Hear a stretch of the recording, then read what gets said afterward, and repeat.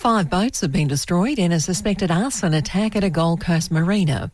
Mark Zita reports. Emergency services were called to a marina at Hope Island just after 11:15 last night, following reports of 5 boats engulfed in flames. Police say 2 people were seen allegedly throwing petrol onto one of the boats before setting it alight. Another 4 boats were damaged in the incident. Detectives from the Criminal Investigation Branch have returned to the scene this morning to continue investigations. Anyone with information is urged to contact police. Schoolies celebrations on the Gold Coast are expected to go ahead this year by default, with civic leaders seemingly powerless to stop the event.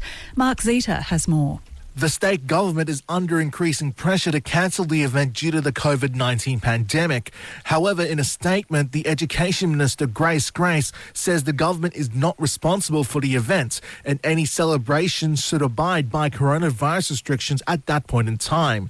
The Red Frogs Chaplaincy Service says the hype is generated organically by the graduating students and expects some of them to still make their way to the Gold Coast in November. A 36-year-old woman who recently travelled to Hamilton Island in the state's north has been diagnosed with coronavirus from a test done interstate.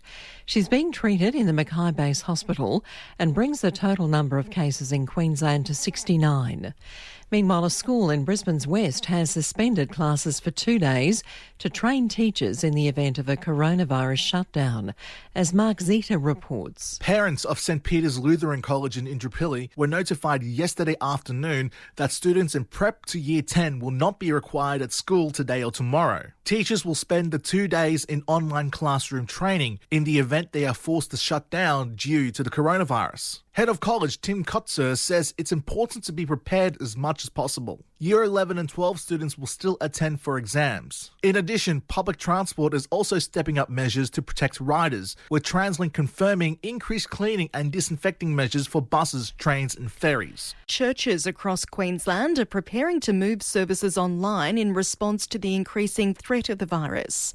Mark Zita reports. Both the Anglican and Catholic churches in Brisbane have announced a cancellation of services for the near future. The Catholic diocese will suspend Sunday Mass from this weekend, while Mass at the Anglican parishes will cease from next Monday. Both churches will live stream services for viewing at home by parishioners. In a statement, the Catholic Archbishop of Brisbane, Mark Coleridge, says the virus presented a challenge on many levels, while the Anglican Archbishop of Brisbane, Dr. Philip Aspinall, says the pandemic has caused a profound disruption to our everyday lives. Meanwhile, contact tracing is underway after a dramatic jump in cases in Queensland, as Mark Zita reports. 50 people were diagnosed with COVID-19 yesterday, taking the state's total to 144. It's the biggest surge in Queensland since the outbreak began in January. The patients are aged from 1 to 79. Most are located in Brisbane, but there have been 12 on the Gold Coast with early signs of community transmission. 2 people tested positive on the Sunshine Coast and 1 each in Townsville, the Darling Downs,